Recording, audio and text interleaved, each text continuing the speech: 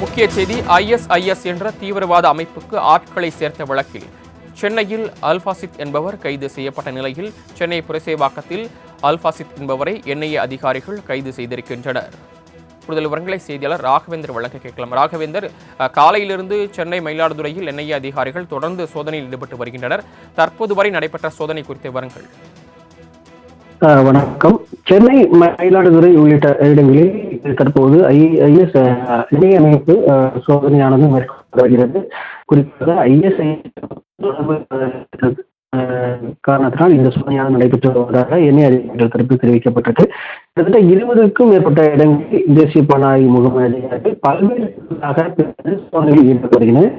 இந்த சோதனையானது ஏற்கனவே உள்ள வழக்கின் விவசாயிகள் அடிப்படையில் இந்த சோதனையானது நடைபெற்று வருவதாக தெரிவிக்கப்பட்டிருக்கு. சென்னையில் தற்போது அல்பாசித் என்பவரை தற்போது NIA அதிகாரிகள் கைது செய்திருக்கின்றனர். தடை செய்யப்பட்ட இந்த ISIS அமைப்பிற்கு தொடர்பு இருப்பதாக கூறி இந்த கைதானது நடைபெற்றிருப்பதாக NIA அதிகாரிகள் தரப்பில் தெரிவிக்கப்பட்டிருக்கு.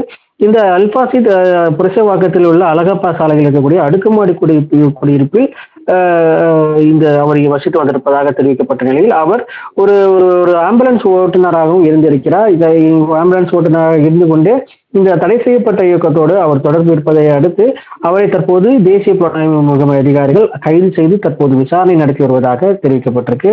இந்த சீர்காழியில் இந்த சோதனையானது நிறைவு பெற்றாலும் சென்னையில் ஒரு சில இடங்களில் இந்த சோதனையானது நடைபெற்று வருவதாக NIA அதிகாரிகள் தரப்பில் தெரிவிக்கப்பட்டிருக்கு. தாங்கள் வழங்கிய தகவல்களுக்கு நன்றி ராகவேந்தர்.